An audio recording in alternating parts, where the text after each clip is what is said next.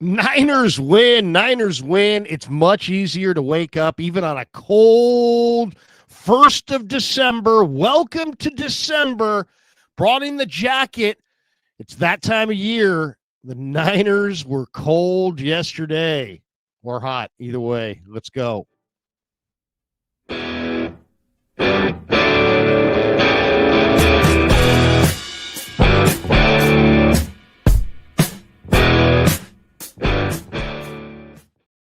I mean, temperature need not apply to Victory Monday. Am I right? This is a good place for the 49ers to be.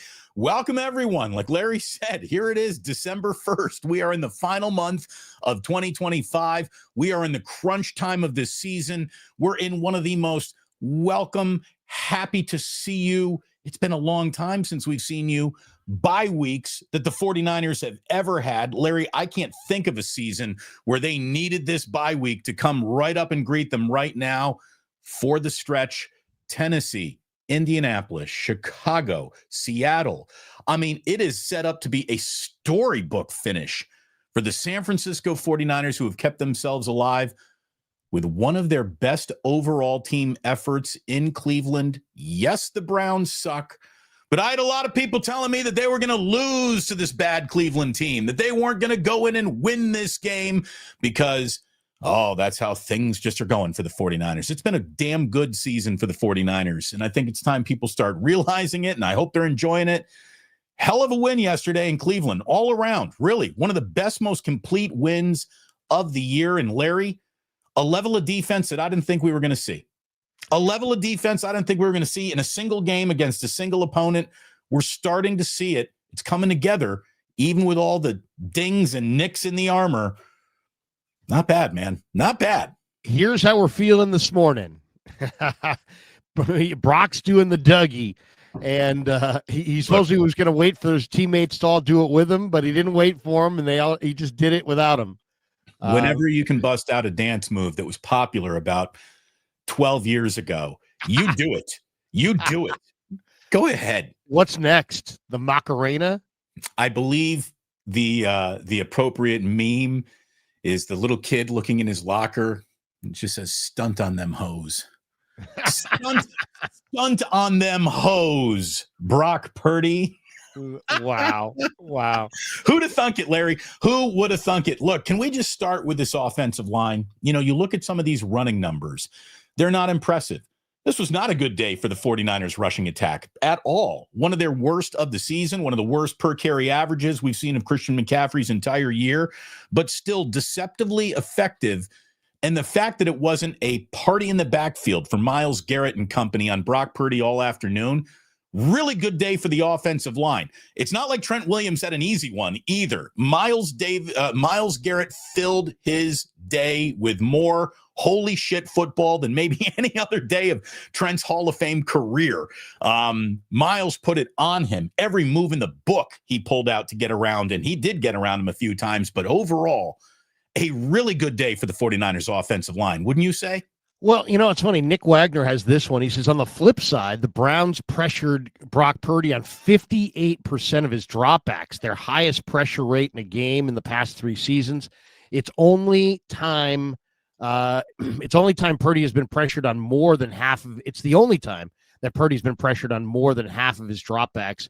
Myles Garrett accounted for 6 of those, though the Browns only got Purdy for 1 sack. His mobility was an important factor. Sure was. Repeatedly. I would say, if you go back and look at this game, there were some things in this game that were really underrated.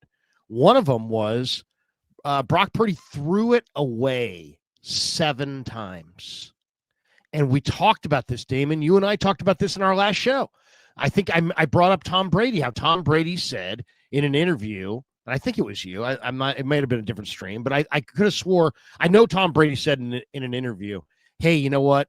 I won a lot more at the end of my career than I did early in my career because I stopped. I wasn't just thinking make a play, make a play, make a play. I was thinking don't make a negative play. You know what I mean? Right. Minimize the negative plays. And Brock Purdy is so wired to compete, and make a play. And that's the way he's wired. But in this game, Shanahan, I think, and I don't know if it was Kubiak, Shanahan, if it was, the quarterback coach.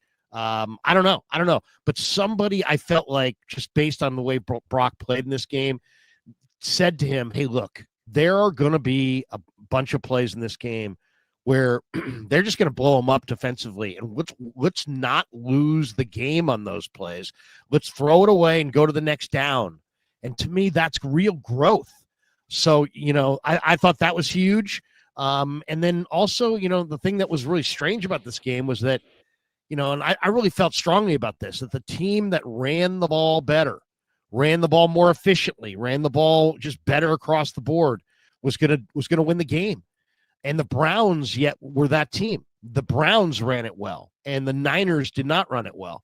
But the Niners won the game because ultimately football, and we watched it all weekend, tons of games this weekend. I probably watched 12 games this weekend, college and pro.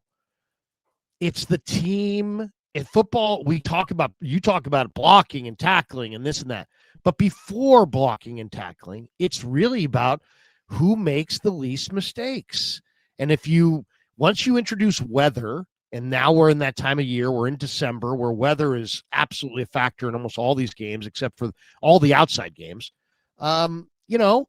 It's who makes the fewest mistakes, who handles the ball better, who turns it over, who throws the pick, who fumbles the snap, who has all the penalties. I mean, if you look at the teams that lost this weekend that shouldn't have lost, the Rams, maybe the Eagles, some of these teams that were major upsets this weekend, a couple in the college game, you can almost across the board go look at the stat sheet and you'll see the Rams were -3 in turnovers, or another team had 14 penalties for over 100 yards.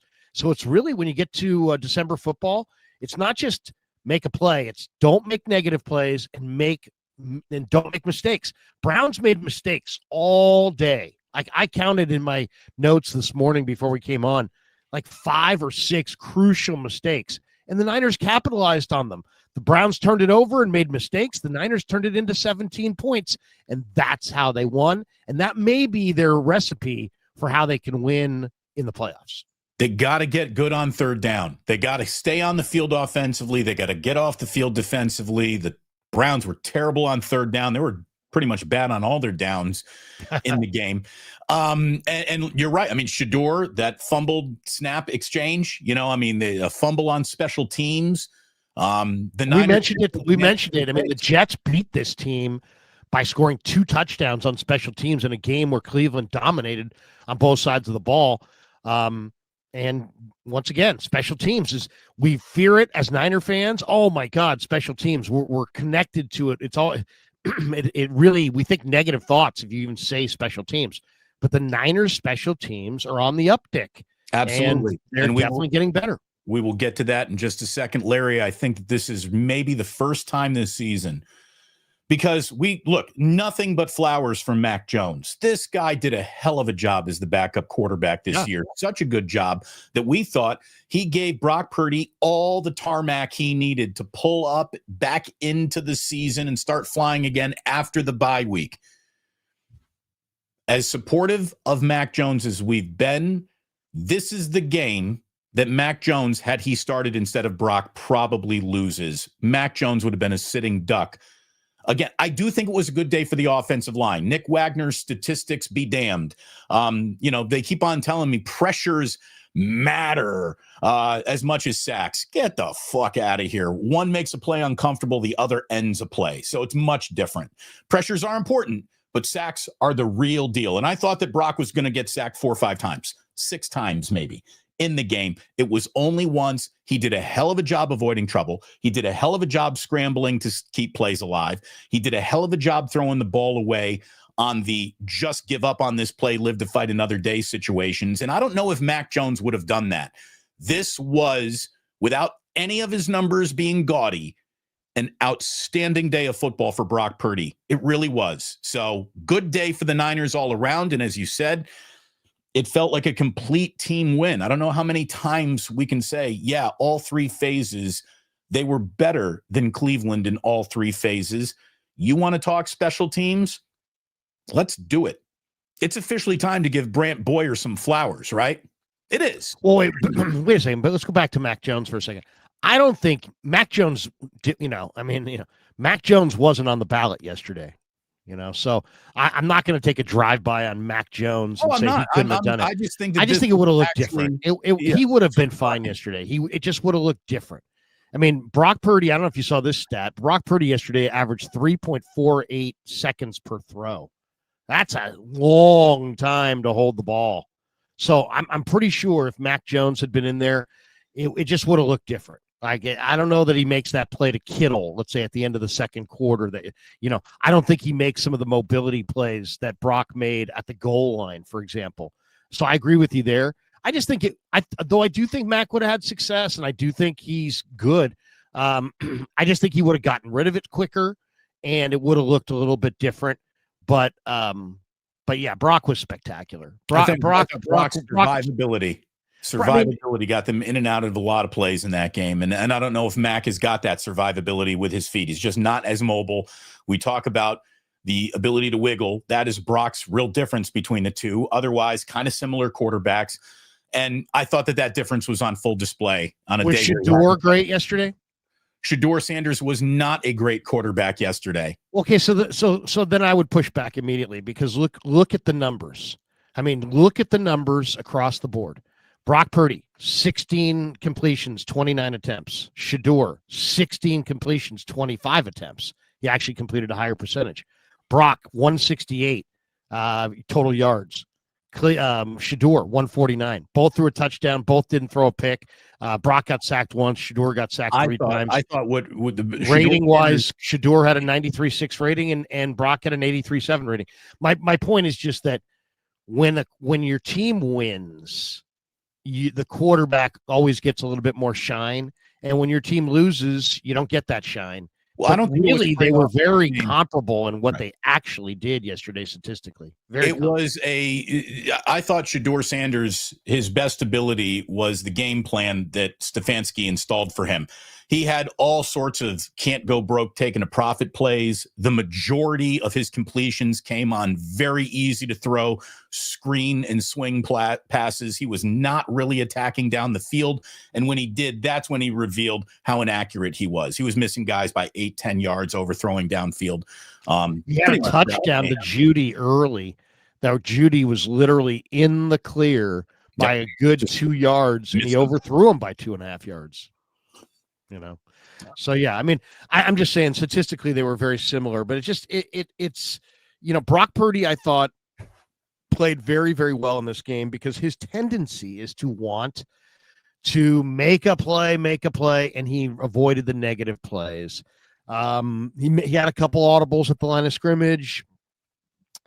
He took care of on a windy, there was, I wouldn't say wet because there wasn't snow or rain, but on a windy, cold day in a very tough place to play against one of the NFL's scarier defenses, Brock Purdy found a way to, get the Niners to a one-sided victory where somebody else was doing the kneel downs at the end.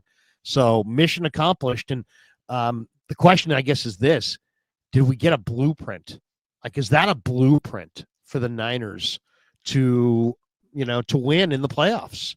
You don't turn it over.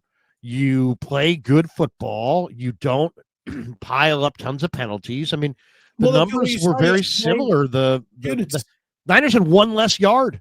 The Browns had more total yards than the Niners, 253 to 252. But and the Niners, and once again, we said whoever runs it better. And yet the Browns ran it better, 138 to 91 yards, 4.5 a carry to 2.8 a carry. But where were the Niners a little bit better? Turnovers. They were a lot better in that turnover department. And they were a lot better in the field position war that was in play all day long. And that has to do with special teams. Yeah. And we will give Brant Boyer some flowers there. But first, some things sometimes are just truly said, and you can't improve upon the way it's said. And Mill Ticket 707 right here says, you don't just score a touchdown and do the Dougie if you're not a great quarterback. Exactly.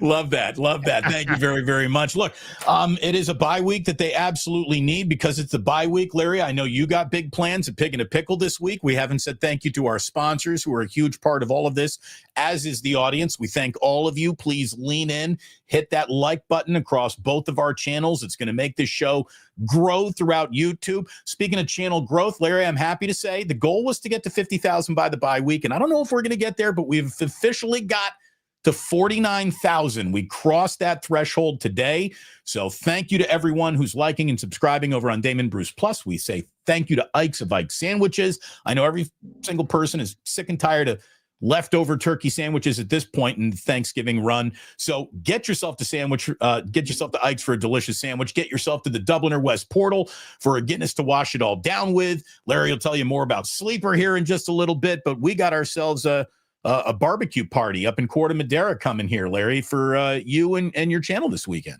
Yeah, next Sunday, we'll have the Krueger Show meet and greet at Pig and a Pickle in Corte Madera. They've got 2 locations right now, a third on the way, but we'll be in Corte Madera next Sunday. It's Sunday. That's right, Sunday. This Sunday, December the 7th. Join us at Corte Madera. We've got some Krueger Show merch to give away. We have an autographed mini Ricky Pearsall signed helmet to give away. Very, very cool. And we'll just, we'll give away some stuff. We'll eat some barbecue. We'll hang out. We'll watch some ball. We'll talk. If you want to bring your significant other, if they want to hang, great. If they want to go Christmas shopping, heck, there's a great mall right there. It's an outside mall, but it's a fantastic mall. So check it out. We'll be there throughout the day. It's kind of an open house, very informal. But last year we did it. We had like 50 or 60 people show up. So, hey, if we could get that many or more, that would be awesome. We will have a prize for whoever comes from the greatest distance. So thanks to Pig and a Pickle in Corte Madera for hosting us. And we should tell you that that's next Sunday, December 7th. Also, 49er football season is presented all season long on the Krueger Show by Sleeper, the fastest growing fantasy platform in the world. It's a one-stop shop. You get blazing fast news, real-time stats, group chat, season-long leagues, and, of course, Sleeper picks for fantasy. So use promo code Larry, Larry. Sleeper will match your first deposit up to $100. Sleeper called me the other day and told me that our listeners are doing an amazing job. So thank you. The link's in the description. Terms and conditions apply. I think people are doing it because Sleeper is a great platform. It really is. If you're into that kind of thing, man, Sleeper is just absolutely the top of the top shelf. So it is. Thanks to Larry, Sleeper. Freaking Kyle Shanahan ruined my sleeper parlay yesterday. How so?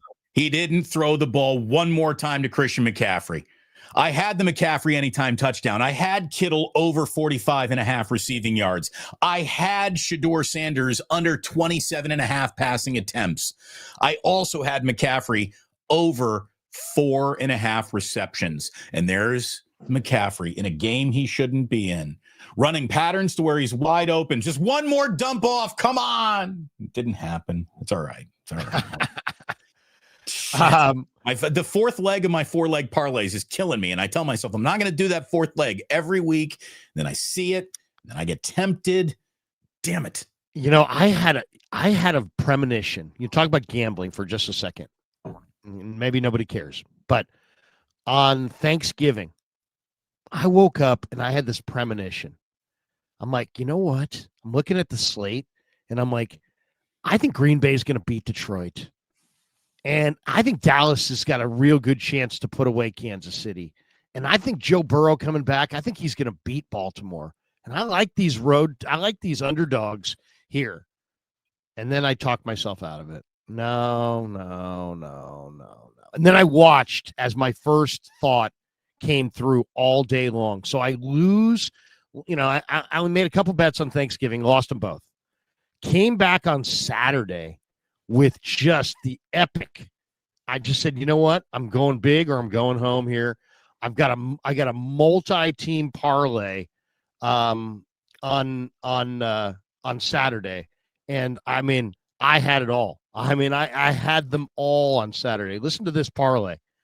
I had Virginia over Vatech, winner. Oklahoma over LSU, winner.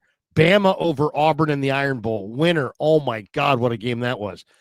The Illini over Northwestern in the snow, winner. Oregon over UW up in Seattle, winner. Your Indiana Hoosiers, you said to me, they're going for 50. We took them earlier in the week. So anyway, big winner on Saturday. Would you have an 8-legger? Yeah, I mean, it was like an 8-legger. Then I come back on Sunday, and I'm like, you know what? I'm going to do the same thing. I'm going money line parlay. I go Buccaneers over the Cards, winner. Niners over the Browns, winner. I was a little nervous, but I'm like, you know what? Let's go with it. Seahawks, winner. Chargers, winner. And if the Pats beat the Giants tonight in Foxborough, winner. My 100 turns into 250. So let's go. Big weekend this weekend for wagering. So that was a great weekend. And you know, when you lose on Thanksgiving and you're chasing the rest of the weekend, it can be ugly. I mean, I've had Thanksgiving weekends where I've bet on Thursday. Oh my God, I lost on Thanksgiving. But guess what? Here comes the Egg Bowl. Oh, but wait, on Friday, then I lost on A&M Texas. I mean, I lost on Thursday and Friday, and I'm sitting there going into the Saturday game going, maybe I should just sit out the weekend. I'm getting my ass kicked betting. Only to turn it all around with a major parlay Saturday and to get back in the win column with a huge parlay on Sunday. So, and I love the Pats, Larry. We're very proud of you. My parents up there, they're very proud. Very proud of you, Larry. What a wager. Look, you know, I got to tell you, you know, we've been critical of special teams for years, and rightfully so. It has been awful. It's been disappointing. And I think we were critical of Brant Boyer not making an instant splash, an instant return, but you sort of pull back now and you get out of the vacuum of weekly overreaction and you see the entire picture. And when you think about what they did, you know that Brant Boyer was under huge pressure to make that Jake Moody thing happen and work, right? There was no doubt about that. This is but it wasn't his guy, so that was one. But that was his saving grace, right? It's like we're all in with Jake, and you know what he's saying to his wife at the kitchen table? Hey, honey, if it doesn't work, it ain't on me. It ain't on me, but it's on me to fix that. It's really on me to fix that. That's why they want me here. So that's what I'm coming in to do. And then he sees, all right, that ain't happening. And you know what? They moved on. They moved on to Pinheiro, instant success. He then gets hurt. They're now on their third kicker. And Matt Gay, doink aside, went through, counts just as much as the ones that don't.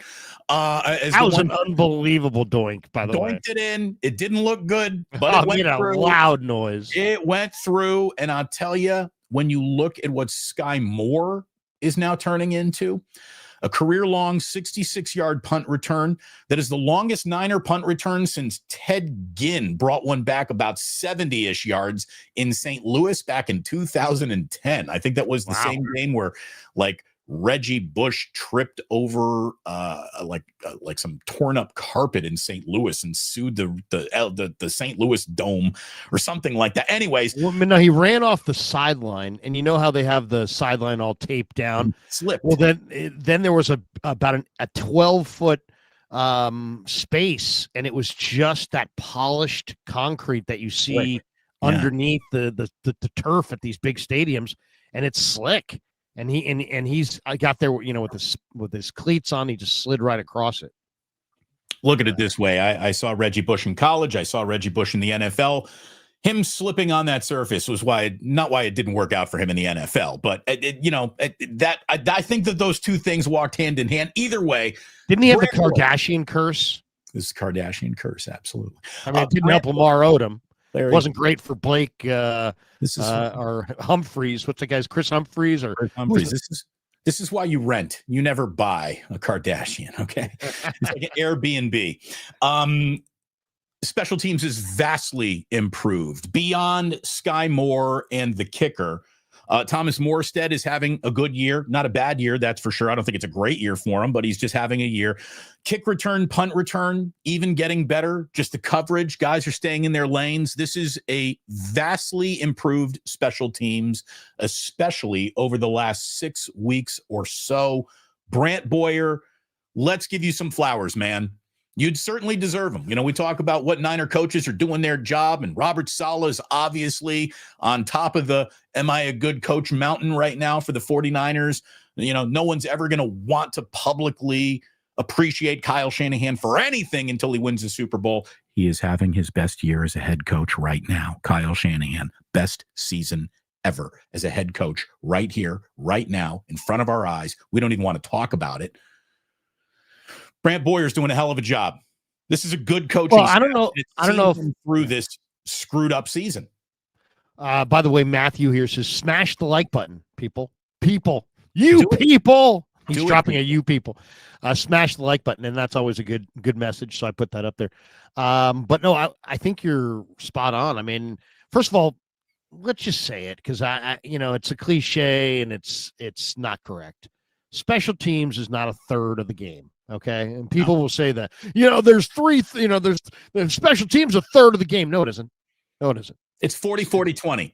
It's not even a quarter of the game. It's 20% of the game. It's 40 on offense, 40 on defense, 20 on special teams. I think it's even less if you really think about it, because look at the number of plays in a game and look how many special teams plays there are. You don't want to make mistakes, and it can bite you in the butt, and we've seen it. Niners have literally lost games. They lost a game to Seattle a couple of years ago, literally on special teams. So you can lose the game that way, and it's important to be good on special teams, but it's not a third of the game. Okay, it's not a third of the game. But the Niners have had bad special teams, and it goes beyond any one coach. They were terrible under Richard Hightower. They were terrible under Schneider. They were terrible for multiple coordinators, and they haven't been good since the Harbaugh years when they had Brad Seeley as the special teams coordinator and guys like Blake Costanzo, and they've been bad. I mean, that's a lot of years of bad. I mean, that was over a decade ago. Last time they were good on special teams, but Boyer came in, and man, he's got a presence about him. And I wasn't sure if it was going to work because it didn't seem like it worked right away. But what I love about Sky Moore is that he absolutely goes for it. And that's what you got to be. You got to be a little whacked. You got to be a little crazy up here to everybody's running full speed this way. And you're like, I'm going to run full speed into the teeth of that. And it's like, what? Yeah. But that's the gig. And if you have any fear, get off the field. And this guy doesn't. And I went up to him in his locker 3 or 4 weeks ago, and I said to him, bro, you have no fear of getting blown up. And he looked at me and he laughed and he goes, but I do get blown up, don't I? And I said, yeah, you do sometimes get blown up. But you know what? I admire the hell out of the way you play that position, man. There's no fear. You're just all up the field, full bore, and guys are flying by you, and you're still going up the field super, super fast. And he's like, hey, man, it's the only way to do it. He's like, I didn't do this in college. People think, oh, well, he must have been great in college. No, this guy was a star receiver in Kalamazoo for Western Michigan. He was a star. He was not a special teamer. Somebody else did the special teams. But so he didn't have that experience. Then he came into the NFL as a second-round pick, and it quickly realized, hey, man, if I'm going to stay in this league, I better learn to be good on special teams. Now he's here, and, man, what great addition by Lynch. He had an 80-yard return in the preseason for Kansas City against the Arizona Cardinals in like one of the first preseason games of the year. The Cardinals cut him like 3 weeks. We're going to on the verge of cutting him like 3 weeks later. And give the Niners credit. Their scouts obviously kept track of what he did, and we're like, get him here. And he has been absolutely a revelation. Now, the funny thing is he keeps running out of gas. Like he ran out of gas again in this one. He ran out of gas in the last one. But, man, I'll take those. If you can get 50-plus yards in a return, man, I mean, I thought that I gave him my game ball on the Krueger show postgame last night because, Damon, it's easy to say, oh, well, they won the game and there's all these other things. But if you go back in the moment where the Niners came out, got the ball first. Rare Shanahan move, by the way. We haven't talked about that yet. He normally defers to the second half. He won the coin toss and took the ball. It's good. I thought that was really interesting. We're going to ask him about it this week, right? Took the ball.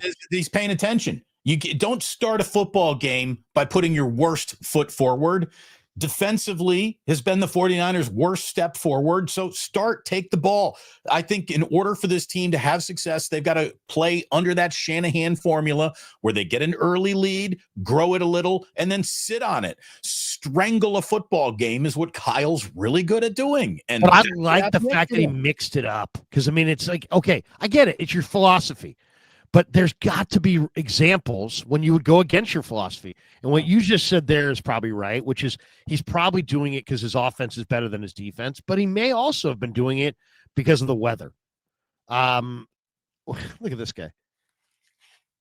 You were dumping on Sky Moore earlier this season. Stop with the cap. Hey, look, things change. When was I dumping on Sky Moore? I think we were very upset with the way that Sky Moore was fielding punts. He was not making good judgment calls, fielding punts inside the 5-yard line. That criticism was warranted. It was merited. And obviously, it was coached out of him because Sky Moore is no longer doing the things that we were saying shouldn't do it like that at the beginning of the season. Let me just say this. I'm putting out about 15 hours a week of live streams, KMBR shows, videos, probably 15 hours a week. This is a moving topic. Guys get better, guys get worse. Guys play well, guys play shitty. When guys play shitty, I'm going to tell you they played shitty. When guys play well, I'm going to tell you they played well. If you view that as me flip-flopping, then go away, because I'm going to flip-flop more and you're not going to like it. If you play shitty, I'm going to say you played shitty. I've been telling Ricky Pearsall he's been playing shitty because Ricky Pearsall's been playing shitty. Ricky Pearsall's not doing anything. When Ricky Pearsall starts playing really well and having 9 catches for 110 yards and 2 touchdowns, guess what? I'm going to say Ricky Pearsall's playing great. It's not going to take away my comments before when I said he was playing shitty.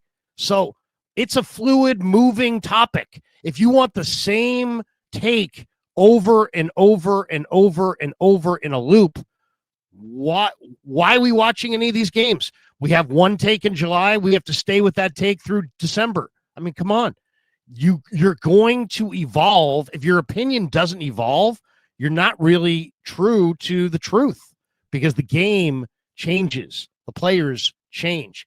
Show me somebody who actually, most of these guys who do this don't have any conviction about anything, good or bad. They're literally swaying in the wind all the time, every day. Here's what I do know. Shanahan says it's good, it's good. Lynch says it's good, it's good. Lynch says it's bad, it's bad. Shanahan says it's bad, it's bad. I think independently. I tell you what I think. All right? There you go. But if you're going to lose your mind and be like, dude, you're this, you're that, and you're going to name calling character assassinations because I told you one opinion in July, and now here I am on December 1st saying, I'm enjoying what the guy's doing. Go away. I mean, I don't know what to say. You might want to go away.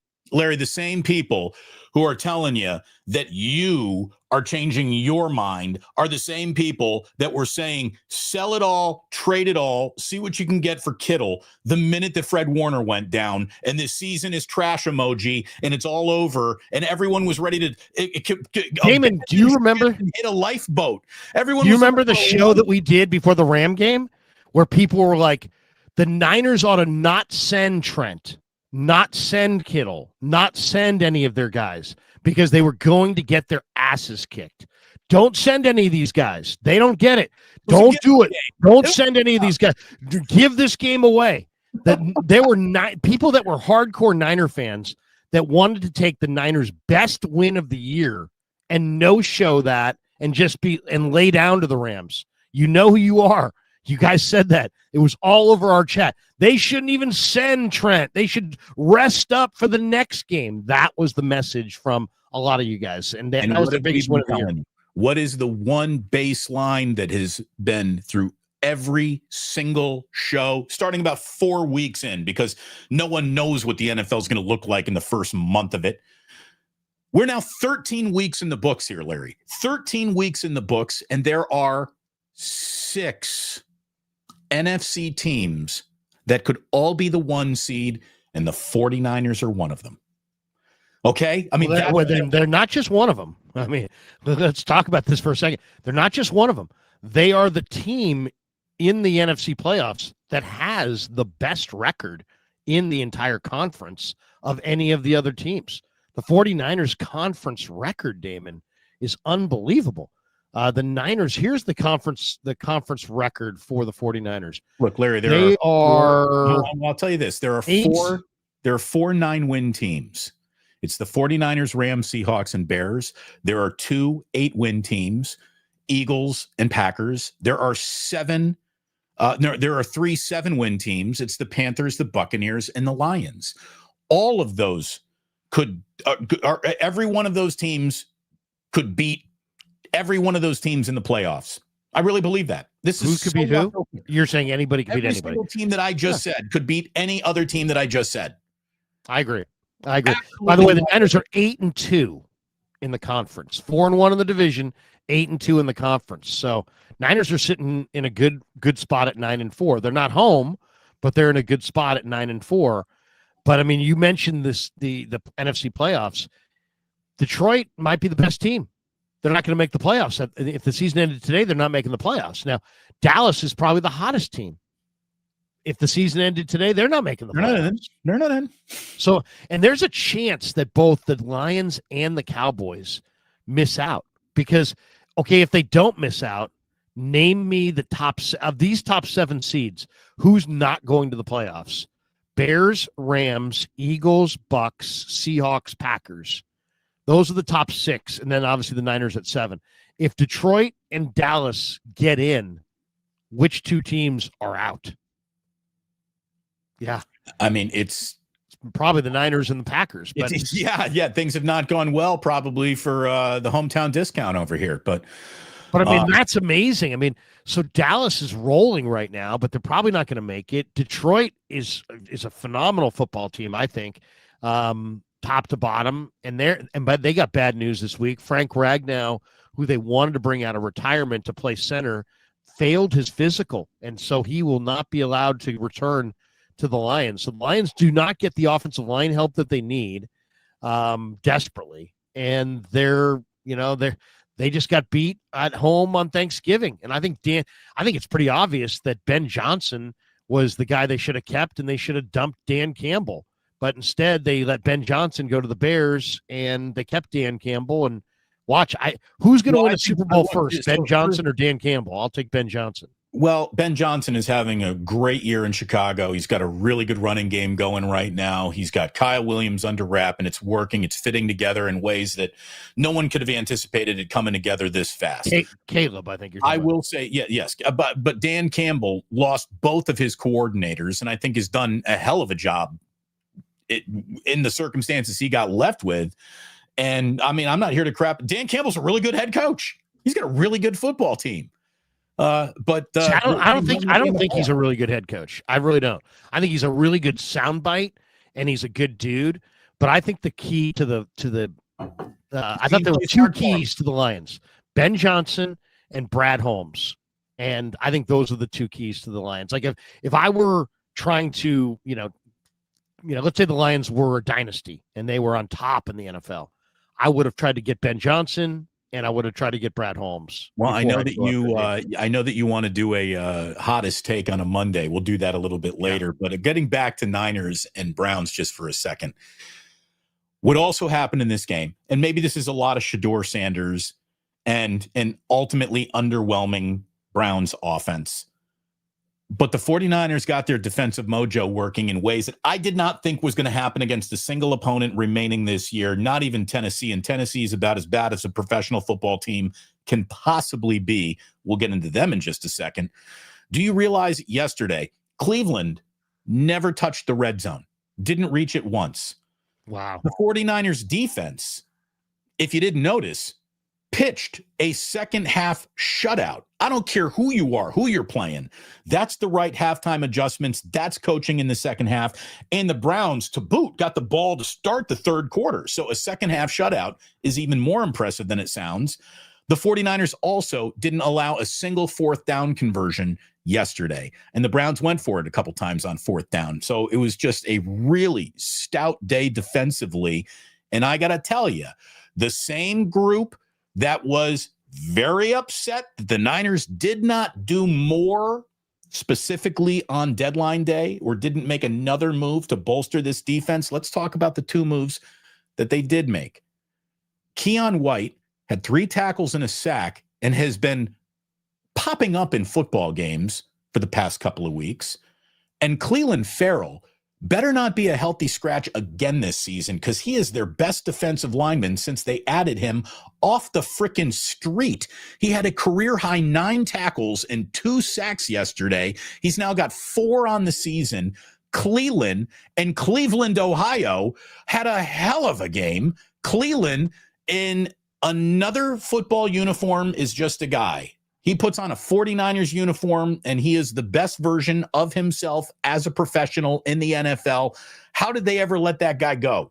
He's done a fantastic job. The 2 moves that officially left everyone going, at the deadline, both those guys had good games yesterday. Well, nobody was anti. Everybody just said they needed to do more.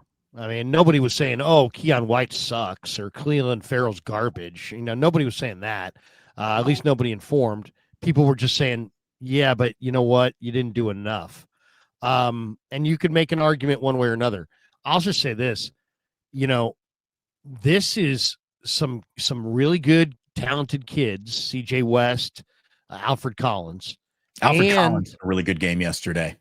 I mean, West did as well. I thought West made a couple of really nice tackles in the run game. He was strong at the point. He's really strong. I mean, the thing about CJ West, he's very strong. But the rest of that group is like the land of misfit toys. It's cast-offs, baby. I mean, it's every one of those guys is like given up for dead. Bryce Huff, get the hell out of here. Jordan Elliott, bombed in Cleveland, get him out of there. Sam Aquinu was a street free agent. Keion White not playing at all in New England. And then, but then there's a couple other guys, a couple internal guys, late picks, 5th round, 2 day 3 picks are also playing well. Kalia Davis, 6th round pick in 2022. He's playing well. Robert Beal, man, Damon, if there's one thing, if I could bring you down the practice with me, the one thing that I've just watched for like the last 3 weeks is Chris Kasarik and his, assistant defensive line coaches pleading with Robert Beal, Rob, this, Rob, that, Rob, because they know he's 6'4", 260 with 4.4 speed. And he's got the physical ability. Nobody's been able to get it out of him. And they need it. I mean, they don't have anybody else. They got to get it out of him. They got to get every bit of talent he's got. And they're pleading with him at practice. And they're in his absolute face mask every snap. It's unbelievable. It's relentless. But we are seeing the positive impact of it in this game. Beal's last couple of weeks has been a factor. That's all he's got to do is just be a factor. So it's a cast-off D-line. But Keion White Keion White was a great pickup by Lynch. Why? Because he was usually the pickups are old guys who can't play, old guys who used to be good, or guys who are bad attitudes, or guys who don't play hard. Like, get them the hell out of this room as fast as possible. That's usually what's available at the deadline. Or you're going to pay a 2nd round pick, 3rd round pick, or maybe even higher if the guy's greater. Here was a guy in Keion White who was really fit in his physical prime, is not a bad guy. He just was not a outside linebacker in a 3-4, and he's not a 2-gapping defensive end or defensive tackle. So he's a up the field 1-gap penetrator. It literally was about scheme. And they wound up paying a nothing price, and they got a guy who wasn't hurt, wasn't old, didn't have a bad attitude, was just not a scheme fit in New England. And is under contract next year. He's a perfect scheme fit. He's absolutely the perfect scheme fit. I talked to him in his locker a couple of weeks ago. I'm like, dude, you went from a scheme that didn't really fit you to a scheme where, they're asking their outside linebackers to drop into 15 yards into coverage. He can't do that. And, man this hole and control both gaps. He's not really that. And they were asking him to do things he couldn't do. Now he's in a spot where he's got a really good scheme around him that fits his skill set, and he is going off. And as far as Cleve Farrell, dude, I saw Cleve Farrell when he was here last, and he was pretty good. Was really good against the run, not much against the pass. The first practice he had out there, I thought to myself, oh my God. Because I had located him on the Commanders practice squad or the Chargers practice squad like 3 or 4 weeks earlier, but I thought, he must be done. How's he slipped through the cracks? How does a guy this good, this talented, this highly drafted have just been given up on? I know. Well, it's weird because they put, Mike Mayock and the Raiders put too much faith in him and took him 4th overall when they should have gone in the 3rd round. But they loved him as a player, and he's always been a guy with a motor who's really knows how to play, and he's a smart player. So he always had that reputation. But I saw that first practice, and I thought we were going to see a guy who was kind of out of shape and played. I thought, well, it'll be interesting to see what Cleve's got. They start practicing, and this guy's working up a lather, but he was playing a million miles an hour and looked great from the first practice. So I'm happy for him, man. And I've talked to him a bunch of times. Some guys do it for the money. Some guys do it for the girls. Some guys do it for the glory. And then there are a few other guys who literally do care about winning. And that's why he's here, because he wants to win. Cleveland Farrell talks about winning all the time. He came here to win. And he hasn't won, and he wants to win. Well, he won a national championship in college, didn't he? Was he on the Clemson team that won it all? Believe so. I'm not sure exactly which year he was there because they won it at Levi's. Was he on that team or was he already in the league by that point? I don't remember.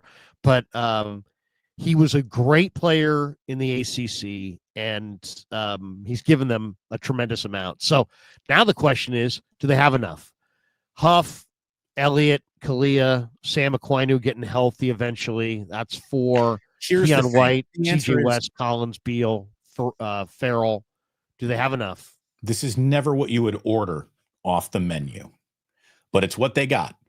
And they have gotten more out of what they have remaining than I think most people assumed. I'm included. I'm included in that. I didn't think that they were going to have 5 sacks remaining in them for the remainder of the year.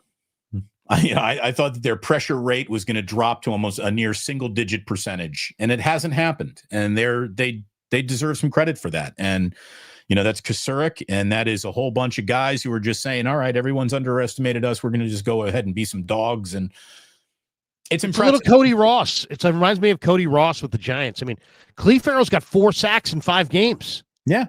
He's like hot right now. So he's their Myles Garrett. Yeah. Well, how about this? I mean, Myles, the Browns got the same number of sacks on Purdy as the Niners got on Shador. I mean, it was very impressive. The one-on-one battle between Trent Williams and Myles Garrett was a hell of a show yesterday. That was the game inside the game. And I think that was maybe Trent Williams' longest afternoon on a football field he has ever had since maybe he was like a kid, right? I mean, that's how often is Trent Williams the physical inferior to the player he's playing against? It's probably happened no more than 2 or 3 days in his career, and it happened on Sunday. Myles Garrett gave Trent Williams everything Trent wanted and more. I mean, just dusting him on a few plays, absolutely leaving him in his stance. He's so fast. He's so good. Myles Garrett is unbelievable. He is unbelievably good. And the Niners did a hell of a job shutting him down for the most part yesterday. They really did. He is one of these, there is no stopping, you can only hope to contain. And the Niners contained him. And Brock helped them contain him by running for his life and making the right decision over and over again. If the Niners had lost and we brought this up, people would be like, well, you guys are making excuses. The Niners won. I'm still going to bring it up. I thought the Niners should have reviewed a Kendrick Bourne catch on the sideline that Shanahan didn't asked for a review for, and I thought that the Browns got away with 2 triggering automatic safety plays on one play. I thought the face mask happened in the end zone, and I thought that Shador absolutely uncorked one for an intentional grounding. Yeah, I mean, I believe the face mask penalty is half the distance to the goal, is it not? Even if it's in the end zone? Even if I thought any penalty in the end zone is a safety. I thought it was just a holding penalty or a grounding penalty in the end zone. I thought legal hands to the face. I don't know. I have to look that up. But as far as the Niners O-line against the Browns, Trent Williams gave up 4 pressures, 1 sack. Burford, 4 pressures. McKivitz, 3. Brendel, 2. Pooney, 2. Barch, 0. He played only 6. Right. He had a foot injury and didn't return. So, I mean, the 49er offensive line stood up. Bottom line is they stood up, and they did enough to win this game. And George Kittle, I thought, was spectacular. He was the highest graded 49er offensive player. I think D. Winters got the highest grade overall, but Purdy and Kittle, I mean, and Jennings, I mean, they got some money players there. I mean, that's the thing. I mean, if the 49ers could find one great wide receiver, a Carnell Tate, somebody who's great, somebody who's actually a big time guy, not a cast off, not a scrub, not a bust, just a big time receiver. Man, between Kittle and Jennings and Juszczyk and CMC, I mean, they're one killer wide receiver away from being just an absolute awesome. I'm old enough to remember when that guy's name was Brandon Ayuk, right? I mean, come on. This is what a disappointment. Well, maybe he'll come back. I mean, I can't imagine he would, but I can't imagine that's about to happen either. Somebody says they're going to sign Adam Thielen. Fine, do it. I mean, they need help. Look at it this way. This is the worst wide receiver group possibly in 49ers history. They collectively, all of them suck. Okay, they really do. Wide receivers were targeted 12 times in week 12, had 8 catches for 55 yards and a touchdown. That's terrible. It got even worse this week. In week 13, wide receivers were targeted 11 times for 6 catches, 53 yards and a touchdown. Your wide receivers did the following. Jennings, 4 catches, 39 yards, a touchdown. Pearsall, 2 catches, 14 yards. Not enough. That's not enough. End list. That's it. That's all that happened. If it's not Kittle, if it's not McCaffrey, it's basically an incomplete pass with these turkeys out there. And by the way, Juwan Jennings, what did he say, right? What did he say that upset the Cleveland Browns so much? I mean, good God. Hey, here's the thing. If he can't take the lid off of anything, and he can't, the very least he can do is get under everyone's skin. And he apparently did that. So, Juwan, I don't, this is a sport where guys get paralyzed. This is a sport where guys wind up in the hospital. This is a sport where you're one hit away from the end of your career. I don't give a flip what he said. I really don't care. Unless he got, over the top racial, which he didn't, then what are we talking about? I don't care what he said. Again, there is no black on black racism. That can't happen. I don't care. I don't care what he said. I don't care. I mean, it doesn't matter what anybody says, what somebody says. We have heinous things that people are doing every single day in this world. Enough of this crap I'm not losing my mind ever again about what this person said. Did you hear what this person said? Fuck you and what they said. I don't give a shit what they said. I really don't care. I'm so sick of this world that we live in where people do heinous shit to other people and get away with it every single day. I'm not going to lose my mind ever again over anybody for what they said. Screw you and what they said. What I don't like again is I don't care what he said. I don't like passive aggressive defensive tackles. Like if he really said something that was that bad, what did he say? Don't tell me I don't want to say what he said because that would be too rude. No. What did he say? Or take your L and go home and don't talk about it. Come on. I mean, seriously. I mean, don't sit there and what are you, some passive aggressive sorority bitch? Shut the fuck up. I mean, seriously, what the hell are you? You're just some defensive lineman? What is this, the fucking Alpha Phi house? Go away, you dipshit. I mean, seriously. Most wonderful time. I mean, come on. I mean, I'm sorry. But I mean, take your sorority hen session crap elsewhere. This is football. I mean, seriously, what he said. That's pathetic. One topic we have to hit is that, who's really coming on, and it's really exciting to watch, the Niner safety duo of Malik Mustafa and Jair Brown. Yeah. Did you see the numbers on those two guys? I mean, the film told us they were great. Mustafa was targeted twice. He gave up a 56.3 passer rating when targeted. He had a forced incompletion. He had a PBU. He only allowed 4 yards in coverage. Mustafa. He had some of the biggest hits in the game. And then Jair Brown also was super active, targeted only once, gave up no yards allowed, 39.6 passer rating when targeted. The Niners safeties, this is where Robert Saleh, Gus Bradley, this is why you have these guys, because they're great coaches of defensive backfield play, especially Bradley. Gus Bradley. You have so many good young DBs. And maybe the most exciting thing that's been said in the last month by any 49er representative was Robert Saleh saying, you know what? I tell my young DBs, we're going to be playing our best ball in January. Oh, it's an awesome message because it suggests that, A, you're going to be playing meaningful football in January, which is the right confident message to send to your football team. But it also tells them, hey, guys, what's happened to this point ain't nearly as important as what happens from this point. And get better every day is the key to this season. So the fact that you've got Stout, Mustafa, Brown, Demo, the only guy that to me is not playing well is Renardo. If they could get Renardo going and get his coverage a little tighter, because he's getting ripped. But other than Renardo, the young DBs are coming on, man. There's always some guy getting picked on. Like somebody has to be the conflict defender. And it's been identified as it's Renardo Green because you're getting very little picking on anyone else. Upton Stout now included in that group, right? I mean, he's playing terrific. Let me tell you, Larry, this is all about coaching. This is all about back-end communication. Nick Sorensen was awful at that. How many times was there a broken play in the secondary because of confusion? Last season, I'd say most of the problems in that secondary were because of confusion and not knowing where to go. And some guy pointing, you're supposed to be over here and I'm supposed to be over here. And it didn't.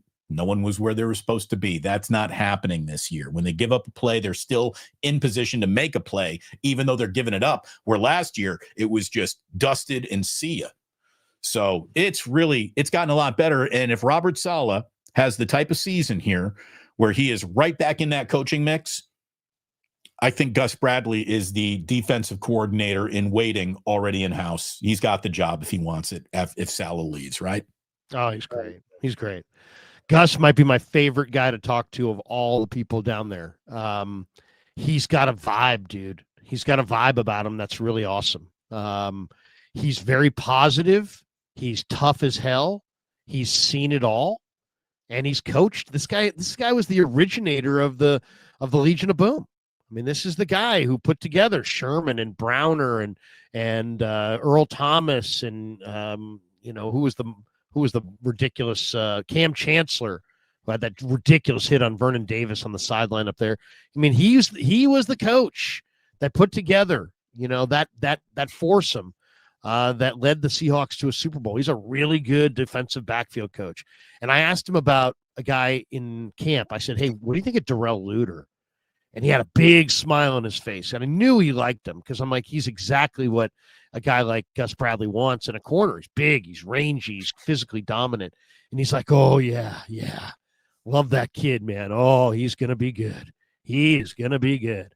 And it's like, a lot of people are like, he ain't going to make the team. And I'm like, dude, I talked to Gus Bradley a few days ago, and he was clearly super excited about the guy. Something tells me he is going to make the team. And sure enough, he made the team. And Luter got a nice fumble recovery yesterday on the muff punt. He's contributing on special teams, and he can contribute from scrimmage. So, Gus Bradley, Robert Saleh. The Niners are the Niners suddenly look. I don't know how it's going to look. I don't know how it's going to end. But man, they've got a little bit of a magic vibe going. And, we've seen the Niners with better teams. We've seen this with other sports. Who's a team that had like a really good team and then they didn't win and then they won, a year or two later with not as good of a team? I feel like the Cardinals might have been like that in baseball. How about the San Francisco Giants? Giants lost in 2002 and they were great. And then they won in 10 and 12 and 14 and they weren't great necessarily. So, yeah, the Giants would be a good example. But in football, who's there? I feel like there was a couple teams there. Like the Niners. You could say that the Niners in 87 were one of the best teams in football. I think they were 15-1 or 14-2, and they were really, really dominant, and they got beat in the playoffs. They weren't very good in 80. That was 87. In 88, they went 10-6. They lost to the Raiders 9-3. They lost. They got destroyed by a couple teams. And they went on and won the Super Bowl. Why? Because they got hot at the end of the year and they ran the table. It could happen again, man. It could happen again. It's wide open in the NFC. And I will say that the generosity of this schedule is about to become less generous. Okay, so how the Niners go about attacking the bye week is what you will learn this week. If I'm Shanahan, I'm almost giving the team the week off. I'll tell you, I'll see you guys on Saturday. Just go home. Just stop thinking about football for the next 4 days. Just everybody get on your couch, stay on your couch, relax. This team needs this bye week badly. So I'd give everyone the next handful of days off. If you're not at training table, if you're not in film session, just chill out and we'll start regrouping to beat the worst team maybe in the history of football. You should never just assume you're going to go out and beat another NFL team. The 49ers are going to beat the ever-living shit out of the Tennessee Titans. The Tennessee Titans are god-awful. Just an awful football team. The Niners cannot lose to a team that is 1-11 with an NFL worst 158-point differential to the negative. They're god-awful at every level of their football team. The Niners have to win that game. And thank you very much, Houston Texans. Because of you, the Niners now do not have to become the first team to win in Indianapolis if they're going to go and beat the Colts. Well, it's the way you play the day you play, and the Colts were looking really good early and not quite as good, late. Now the Niners got Seattle early, and Seattle wasn't looking as good early, but they look really good right now. They pitched a shutout yesterday. So it's when you get these teams. It's not just who you play, it's when you play them. So, yeah, it will be, it's going to be interesting down the stretch here. I'll say this. I like the Week 14 bye because every game is not like every other game. And I think the games in December are more physical. And I think the games in December are obviously sometimes can be really difficult because of the weather. And if you can take one game, the Niners – because they're 9-4 and they've got the bye, so they've got one less game to lose somebody to injury, and they've one more week to get to rest up and get better. So, realistically, the 49ers, because the late bye, should be able to maybe get a little bit better because they'll be more rested. They'll get a couple guys back, as opposed to, all the teams that they're going against, they're not going to get better. They're either going to stay the same or they're going to get worse or they're going to lose somebody. Having one fewer game is one fewer in December is one fewer game that you can lose somebody for the year. Well, and look, hopefully Nick Martin comes out of concussion protocol and is ready to go. Hopefully Kyle Juszczyk's ribs are feeling a whole lot better 2 Sundays from now, and he'll be ready to go. This is, here's the thing. The late bye week, when you can finally get it depends on how your season's unfolding. I just think that this bye week even got well timed based on the way that the season is unfolded, and they're actually playing really good football right now. And you are right. This is the time of year where you got to spend another 20 minutes in the ice tub based on how physical that game was. And it's freezing in these places, and you can lose games because of icy rain or weather or snow or whatever. So That's an advantage. I mean, it's a major advantage for the 49ers, I think, to play one less game coming down the stretch here than their opponents. So we'll see. We'll see. And what how it about looks like. how about those Carolina Panthers? By the way, we're going to get into what our hot takes are. With your biggest hot take. This isn't my biggest hot take, but let me give you this. Yeah. The fact that Matthew Stafford got picked off a couple times and the Rams lose does not make what Brock Purdy did in that first half against Carolina better. It doesn't. Those were objectively awful throws. They remain objectively awful decisions with lollipop, nothing on them throws. Those still suck. We're not going to relitigate that. That was a bad half of football, period. I don't care what Matthew Stafford did in Carolina the following week. But the Panthers do have a pretty good secondary, all things considered. They make plays, and they did again. And thank you very much, Carolina. Glad Brock Purdy warmed you up to beat Matthew Stafford, because that helps the Niners an awful lot. We got 9-win teams. Don't forget, too, that, and I've heard interviews where old quarterbacks have said this, where, hey, man, I felt good. I felt, Matthew Stafford didn't play training camp, right? He had back problems and this and that. I've heard a lot of older quarterbacks said, hey, man, I felt good, really good in November. And then we got to the second half of December, and I just had nothing left. And it's possible that Stafford, who's 38, who didn't have training camp and has looked miraculous this year, might have a little bit of a dip at the end of the year because of his age, because it is a long year. Did you see the catch Puka made yesterday? Holy shit. I think Puka wasn't even their leading receiver. I think wasn't their leading receiver yesterday. I forget who it was, but it wasn't Puka. I don't know, but Puka made a catch for the year, and then what's his name in Washington made a hell of a catch last night. How about that game last night coming down to Jake Moody's leg and Deebo Samuel, and then they almost got it done. Mariota gets batted down on that 2-point conversion at the end of the game. I'll say this, Marcus Mariota, that guy can jump in the foxhole with me anytime. That guy is a battler. He really is. He's not a great quarterback, but he plays his dick off. Marcus Mariota does. He's athletic, though. He's athletic. I think he's a good quarterback. I really like him. Xavier Smith, who led the Rams with 3 catches for 82 yards yesterday.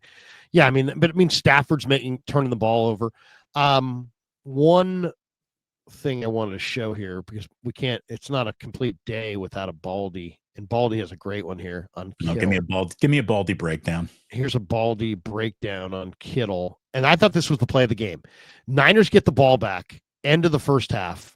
They're down 8-7. There's 30 seconds left. They easily could have just said, screw it, let's go to the locker room. So Kyle Shanahan to just conservative himself into nothing right there. But what was the factor here? The factor was that Shanahan at the beginning of the game took the ball. So if he's got the ball coming out of the half, he may just say, you know what, let's take a knee and we'll come out of the half with the ball. But instead, the Browns were coming out of the half with the ball, so we got aggressive. And this is what happened. Look at this dime to George Kittle. And here's Baldy on it. Wait, did I? Oh, I turned the volume down. Here we go. The biggest pass play of the day for the 49ers went from Purdy to Kittle with 15 seconds to go in the half. Purdy beating Ronnie Hickman right there. Excellent concentration on the ball. Let's take one more look at this thing right here. Because honestly, 49ers are down 8-7 at this point. 8-7 with 15 seconds to go. And the biggest pass play of the day, 33 yards from Purdy to Kittle. Yes, that was a catch all the way. You watch the concentration of George Kittle. Led the 49ers in catches. Cradles that ball in there. Yeah, Hickman trying to rip it out. We got cameramen all over it right here on a lousy day in Cleveland. Big catch. 49ers go to Cleveland against a great defense and get the W. You got to love Baldy. You got a cameraman right here. Baldy's breakdowns are the closest thing we have to Madden. Like those just funny Maddenisms. Baldy is so good. We gotta go because we got 20. Dude, when you and I get together on these Mondays, we get an absurd amount of supers to the point where I'm on KMBR at 10:50. Let me double check that. I think did I say By the way, 10:30? way too many are coming in on your side as well too. Let's sprinkle some supers over here on Damon Bruce Plus, if you don't mind. Yeah, this one. Let me just double check this. Let me just double check my appointment so I'm not late for my deal here. What time? 10:50. Okay, we got a little bit of time. All right, it's 10:20. So we got 28 supers, including one for a C note. All right. There. Should we? You want to hit some supers here, Damon, or do you? Let's do it, man. Why don't we do this? Let's go with the hot take that from Monday that you've noticed, because I'm watching ESPN right now and they're suggesting Mike Tomlin should be out. That the Steelers are bad. They're 6-6. Everything has a shelf life. I feel like this weekend we saw the end of Baltimore and Kansas City. I think Baltimore and Kansas City are both 6-6. They're both probably going to miss the playoffs. They're the premier teams in AFC the last few years. But I mean, that's ESPN's hot take, is that Pittsburgh should fire Mike Tomlin. I have a hot take or two, but go ahead. Do you have one that you want to throw out? Yeah, I'll give you my one hot take based on everything I've seen, and some franchises get to live in a different information bubble than other franchises. That's clear. And the Minnesota Vikings need to be very happy that they live where they live, in a place where it's mostly ignored. Unless the Minnesota Vikings are having like a Dante Culpepper is about to win the MVP level season, not a lot of people pay attention. And it's good for them because the Minnesota Vikings have done more to screw up their own advantageous quarterbacking situation than most front offices will ever be allowed to do. They get rid of Kirk Cousins. Then they get rid of Sam Darnold to go to J.J. McCarthy, who cannot hit water falling out of a boat to the point where he is Jamarcus Russell level bad at it. They go to the other guy yesterday, and it looked like me. He looked like me playing quarterback. It was what the rookie Max Brosmer. Holy shit. Trey Lance is a Hall of Famer compared to this fucking guy. He was awful. The fact that this is where they went, that they drove there, that they specifically made a sequence of decisions to move away from all of those halfway good quarterbacks to get to this, is why Kevin O'Connell is not going to survive. I mean, like, he's a really good coach, but they have so screwed up. It's a really good thing that the Minnesota Vikings exist in a land where no one really pays attention to them, because they should be, what they have done to their own quarterbacking situation year over year. Remember, Sam Darnold is the first guy to ever play that well and not return with his team at the position of quarterback in NFL history. The Vikings are very happy to live in a world where no one gives a shit about them, because if they did, they'd be the lead story on First Take. They are literally, by the way, the Vikings, Adam Thielen requested and was granted his release, so he is out there. They are one Justin Jefferson, I want out of here, away from a major controversy. I mean, mutiny. Kevin O'Connell is a good young coach, probably one of the best in football, and yet they had Sam Darnold, said no, and went with J.J. McCarthy. Oh my God! I mean, this is you've watched multiple quarterbacks go from Minnesota and go elsewhere and play well, and you've got J.J. McCarthy. I mean, that's as soon as Justin Jefferson says, you know what, I'm freaking tired of J.J. McCarthy. I'm freaking tired of being on a team with no quarterback. All of a sudden, it's like the heat is going to be dialed up on Kevin O'Connell. Not only did you say goodbye to all the wrong guys, but the guy that you said goodbye for is objectively the worst quarterback since Jaminkus. Oh, he's bad. He's bad. Well, he's not NFL. And this is a message to everybody. Don't draft guys who are one-year wonders at the quarterback position. Mitchell Trubisky, one-year wonder. And how does he play? Guys can be hot for 1 year. You got to see multiple years before you're going to draft somebody. My hot take is that, man, and I really love this guy. But even though the Niners let him go, I still think it was the right move. But he's now kicking ass in Denver. Talanoa Hufanga. Oh, my God. 13 tackles last night, 10 of them solo, 2 tackles for loss. He got a PBU. I mean, he is just an awesome player. He's a great dude. When healthy, he can play. Yeah, I mean, and you know, I understood why the Niners moved on. They had other guys. He wanted a lot of money. But, man, that one hurts because this guy's, you know, we're talking about a guy who the Niners drafted. He's 25. He's in the super prime of his career, and he's in Denver. You know, I mean, it's like, why? Why? But, I mean, I get it because they had other guys, but, I mean, it's still frustrating as hell. The other hot take is that the Bears are coming, man. The Bears are coming. The Bears are playing great football, and watch out for the Bears. It just seems like the city of Chicago, you know, they're so infrequently good that it just feels like there's momentum coming out of that city for this franchise. Now, Caleb is still just pretty average, in my opinion, but Monangi and DeAndre Swift, they ran 47 times for 281 yards, 6 yards a pop against the Eagles in Philly. It's the running game that the Lions enjoyed last year. And by the way, you know who's kind of in the center of all of it? Drew Dolman, the guy I said the Niners should have signed. Drew Dolman, kicking centers, kicking defensive tackles' asses every week. Drew Dolman, better than Brendel. Drew Dolman should have signed him. Damon knows what he's talking about. Yeah, but it was $26 million or some ridiculous amount of money. So it's a lot of money, too. That's the starting ticket for really good players in football. That's just everyone is at $20 million if you're good at it. Yeah. They obviously didn't feel like they could afford him. But either way, I mean, obviously he would have helped. But then they got good backs. I mean, I was jumping up and down in the draft process for Kyle Monangi only to watch the Niners draft Jordan James in the 5th round. So it's like, you know, it's sometimes it's tough. All right, let's hit some supers. Wait a minute, real quick. Wait, so Jacob is saying a lot of people wanted Dolman. You aren't special. Wrong. I'm very special. Very special. Here we go. Here we go. Larry Martin, complimentary football. Love this squad we got. Yeah, I mean, just, you know what? Trent Williams was asked about it in the locker room, and he's like, yeah, man, we got to protect our defense. And I don't know if I'd give Kyle Shanahan the coach of the year, but I do agree with Damon's assertion that this is the best he's ever done. This is his best coaching effort for sure. I think I would still give it to Ben Johnson or Vrabel.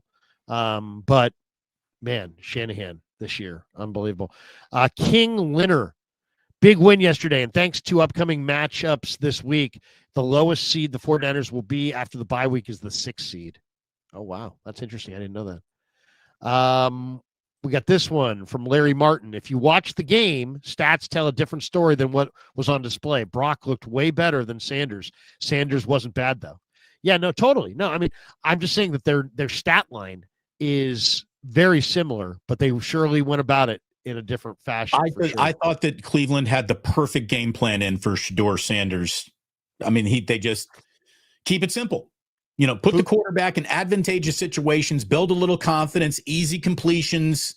I thought they had a really, really good game plan. Niners were just better. Fuji Simeon in the house. He says, congrats on SI beating SH on to the next round. We are SI. Go Cats. Get them Cats. Go get them Cats. Fuji says, congrats on IU. Undefeated season, Damon. Big Ten next. Hey, you know. They got Ohio State. If Big Ten title game. If Indiana has ever had a shot to beat Ohio State, this is going to beat it. If we don't, this will probably never beat Ohio State. But it's amazing. Indiana's in the Big Ten title game. Holy shit. They do have a good chance. Is the greatest coach in the history of football. Lombardi, Saban, Belichick, they all are behind Signetti. Greatest coach. Signetti get a run in the NFL. That's no. A head coach. No. Fuji says, congrats. Okay, we got that one. By the way, they should come in on my side, Fuji. You paid Larry $2 to tell me congratulations. Thanks. Claudaddy Vending. Hey. What's up, Claudaddy? He says, LK in the Plus. Morning, fellas. Crazy stat from LK last night. 49ers #1 in the division, conference, and road wins. I wouldn't want to play us right now. Yeah. Niners have more wins in the division, more wins in the conference, and more road wins than any team in football. And by the way, check out Claudaddy Arcades, great sponsor of the Krueger Show. He's a great follow on Instagram at Claw_Daddy_Arcades. Check a location near you. He's in Capitola Mall. He's in Visalia Mall. He's got that arcade empire exploding. And Claudaddy, we're thinking we're going to travel in the playoffs. We'll have to connect on that one. Maybe we can meet up. By the way, I just got to jump in here, Larry. I just got to jump in here. This is the stupidest person in the world. Tiger Tanko 6. First of all, it's Signetti with a C. She's so great that he lost to Notre Dame last year. Yes, Notre Dame was Indiana great. lost to Notre Dame in South Bend. Notre Dame then went on to the national championship game. Indiana lost 2 games last year to 2 teams that played in the national championship game. This year, he decided to come back and lose to nobody all year long. If that's not good enough for you, you must fuck off and never talk football again. You just don't know what you're talking about. Good God, people are just Damon, so if you could do me a favor and just watch that language. I don't know if I like that language. Sorry, I'm very sorry. I'm sorry. Fuji Simeon next year at a 49er game in Mexico City or the UK next season. Oh man, I would love to go to the UK.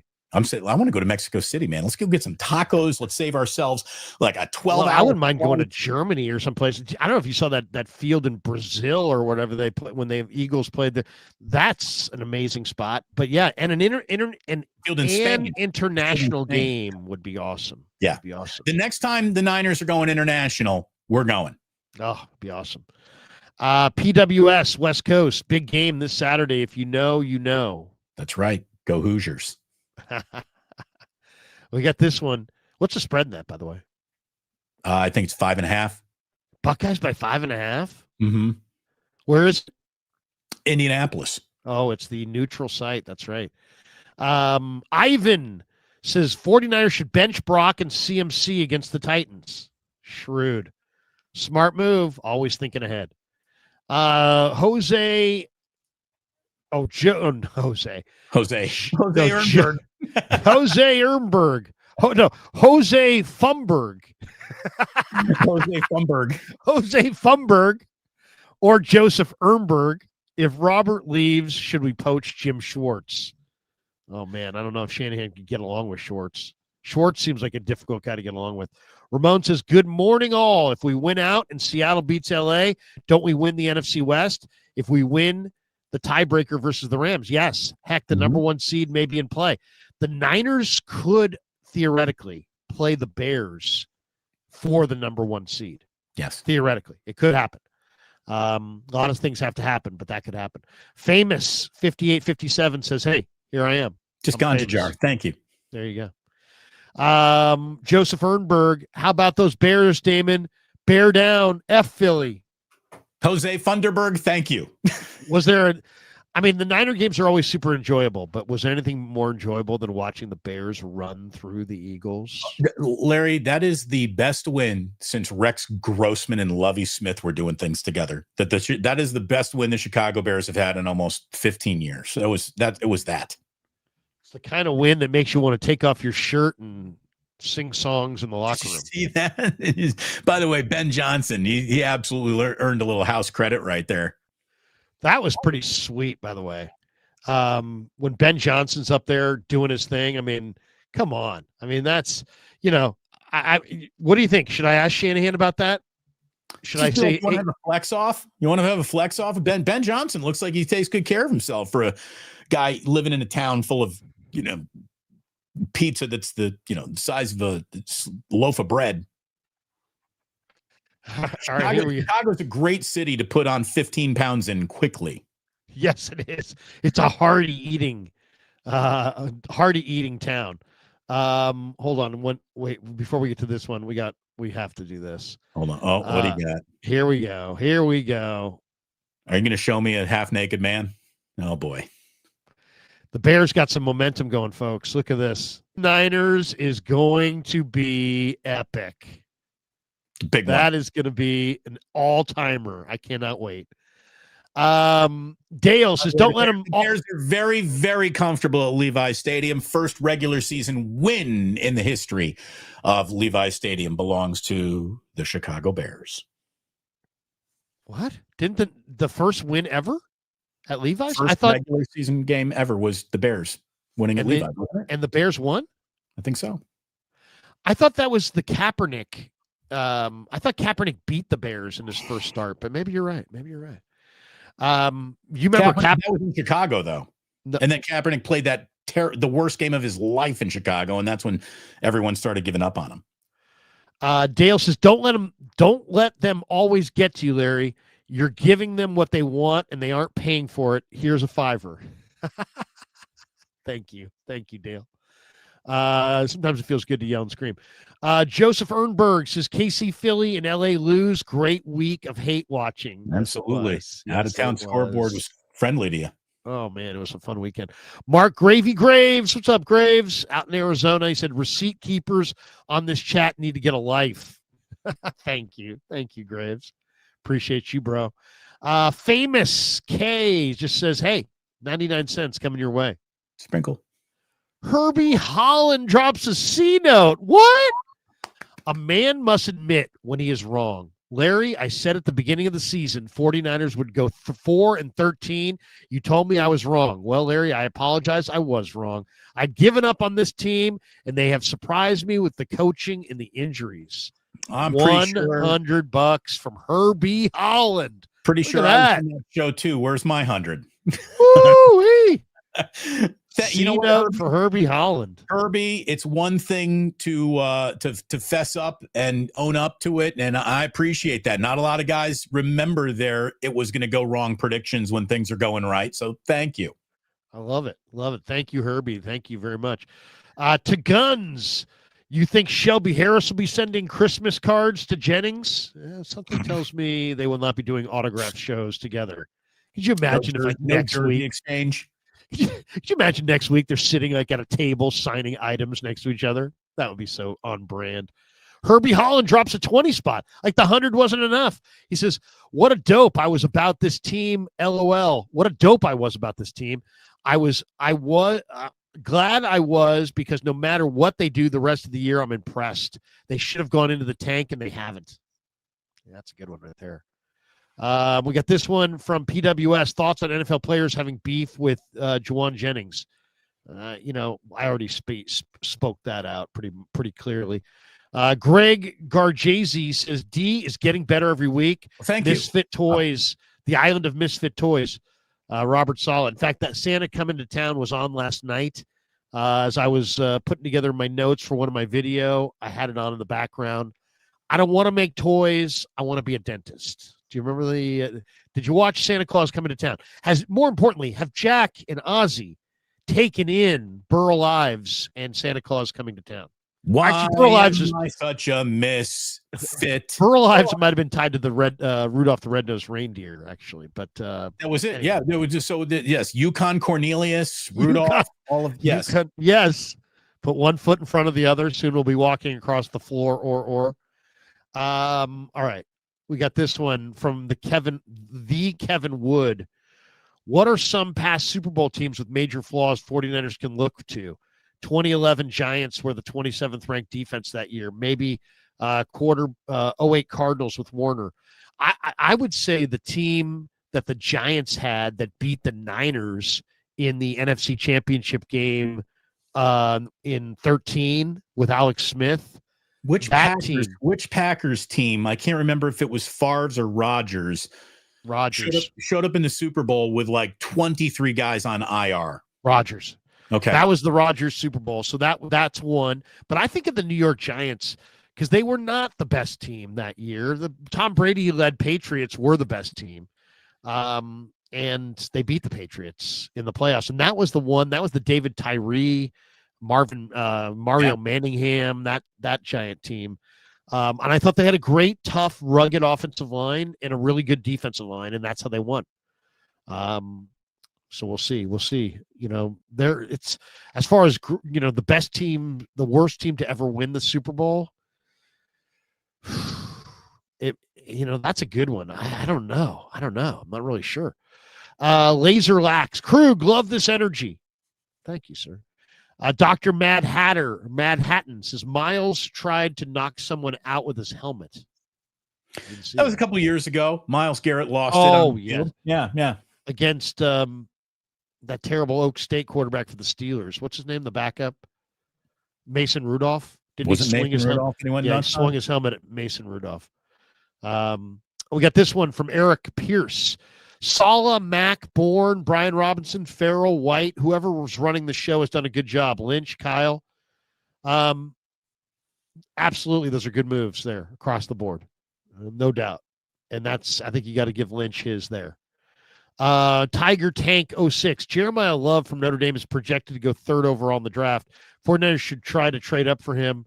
Trade up for him in the draft to replace a hobbled CMC. No. Anytime Kyle reaches for a running back, that guy doesn't even make his season debut before week 19. So forget it.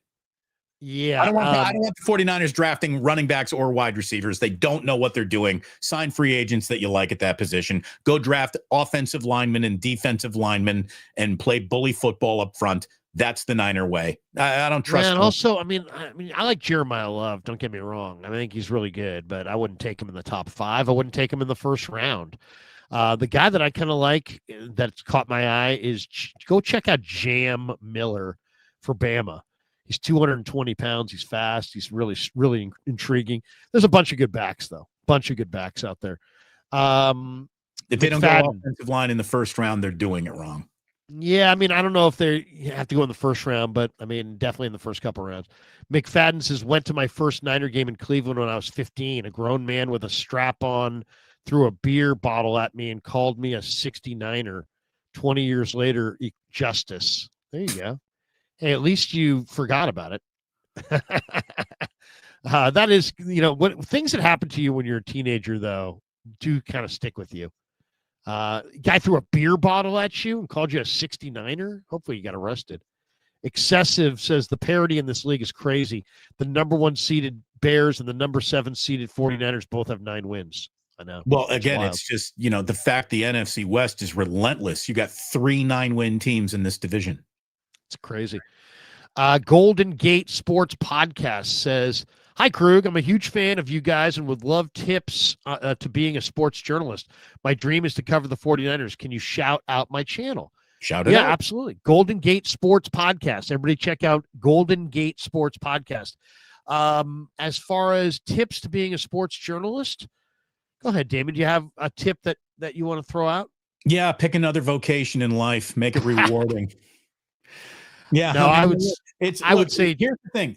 The rules of you breaking into the game are so much different than the rules that Larry and I had to break into the game with. You've already broken into the game. You have your own channel. You have the ability to start growing your own brand and product now. Larry and I never had that. If you didn't work for a radio station, you didn't even have the means to record a demo tape to send out. You live in a world where all you want is right there to be accessed at your own fingertips. Talent stands out. So just keep cranking it out, man. Keep cranking it out. There's, you've already begun.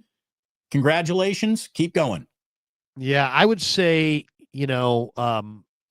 think about a strategy. The Niners don't just show up in Cleveland. They have a strategy. They had a game plan. They watched film. They had a plan. You should have a plan. Have a plan. Maybe it's a short-term plan. Maybe it's a goal, but have a goal, have a plan. Right. And then go out there and enact it. And as what Damon said is totally true.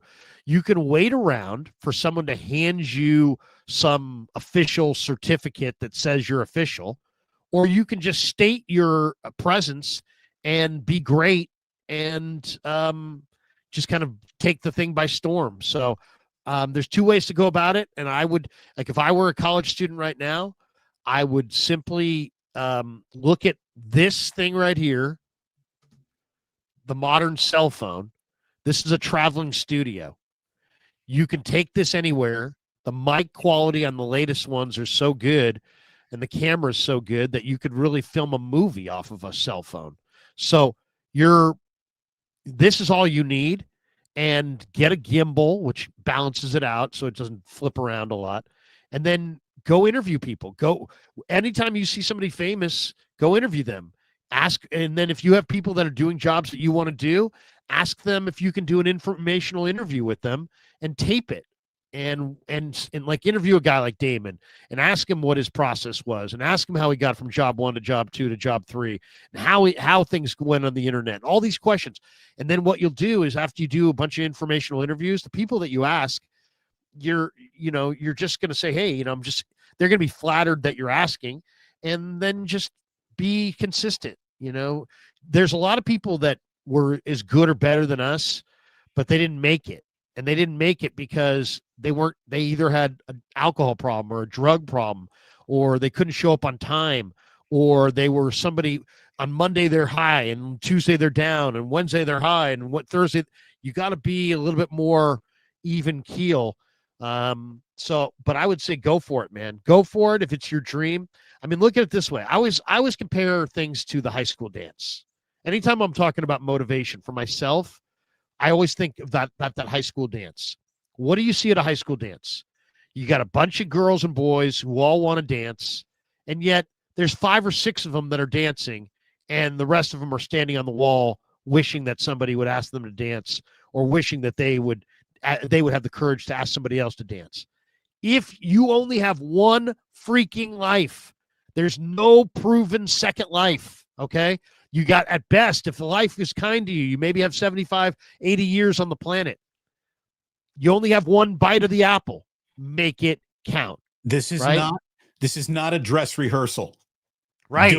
Do it. Right. And the single best piece of advice my grandmother ever gave me, and it's the reason why Jillian is my wife. It really is. Shoot your shot. My grandmother told me the prettiest girl in the room might be the loneliest. Never hesitate to walk up and talk to the prettiest girl in the room. My grandmother told me that when I was like 12 years old. Great advice. Great advice. My entire life. That stayed with me.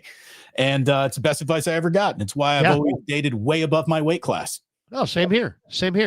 Bottom line is, I was looking at like the high school dance, though. If you want to dance, you got to have the nerve to get your ass off that wall and go up to a girl and say, hey, my name's blankety blank. Would you like to dance? All right. If you want the job of your dreams, you got to apply for the job of your dreams. Nobody's going to break into your house and give you the job of your dreams. Doesn't happen. You're going to have to go after it. Damon went after it. I went after it. People who got ahead went after it. Go after it. Use that high school dance mentality. If you want a job, you're going to have to get your butt off that wall and go ask that person if they want to dance. Simple as that. And if they want to dance, guess what? And Damon's totally right. Don't think that you can't because you don't, you got to have that internal belief. The other thing is a little bit of cockiness and a little bit of swagger in a radio field is a good thing. So you go up to a radio program director or TV news director or whatever. They say, can you do it? You say, damn right I can do it. I can do it better than anybody else doing it. And, the old saying, fake it till you make it. You got to have that confidence in yourself because when the mic's on, you got to have the confidence to fire. Most people, they get in front of the mic and they're, I better not. I don't know if I want to say that. No. Go for it. Go for it. If you want to dance, go ask somebody to dance. If you want a job, go ask for that job. You're as good as anybody else. Believe in yourself. That's what I would say. Stefan says, where would you look to add most in the offseason? We do no offseason talk. What are we kidding? Can we get through the offseason talk? O-line. Then the greatest. Well, it's okay for a question. O-line, D-line, wide receiver, a pass rusher. That's right there. Gringo says, hey, $1.99, I'm in the house. Monty Lou, 1994. See you in Corte Madera, Larry. Let's have an eating contest. An eating contest? You don't want to go ahead and have everyone just sleeping at your event, Larry. That's barbecue. You have an eating contest with barbecue. You're going to need some cots. Yeah, I'd probably yak as well. John Brown says, did Kyle, and by the way, Money, we will see you there. John Brown says, did Kyle take ball first or defer so he can pick the wind direction advantage in the fourth? I think it was probably wind related, but I think it was also that there was snow or sleet or rain in the forecast later in the day. And I think he might have done it for that reason. But I'm going to ask that question. Why did you, do what you've never done, which is, instead of deferring, you took the ball? Why? We got this one from Gringo. Purdy was playing against the number one defense in the league. Sanders was playing against the 49ers, regardless if their stats were similar, night and day difference. No, I know. No, it was my example of trying to point out, not that they were the same, that the stats sometimes don't tell the whole story. Barry Ford Memphis says, bang, bang from Memphis, just dropping. Day after love for the Jar. Now they get much needed rest to come out of the bye and finish strong. Thank you, Barry. Love it. Love it. We got this one from Oscar. Just going in the jar. Jar. Jar. I love it. Just very to the point. Ouch, my hamstring. I hope people are coming at Stafford with the same energy that they came at Purdy with. Yeah, right. After the 2 interceptions and 3 attempts against the same defense, one of those being a pick six. Yeah. Again, Stafford won his Super Bowl and evades criticism. Purdy walked off the field with a win. They lose, and he is the guy that everyone likes to shit on for very, very little reason. It's nuts. Barry Ford says, to Golden Gate Sports Podcast, go for it. Yes. Good advice. Good advice. Good advice. That's going to do it for us. It is 10:50 and I got to go. In fact, I got to go right now because I'm supposed to be there right now. So I will see you guys soon. Watching. Like and subscribe. We'll be back on Friday. Bye-week broadcast. Enjoy, everyone. Yeah, we didn't get to mention Habbas Law, but thanks to them. Thanks to all of you. Have a great one. Peace.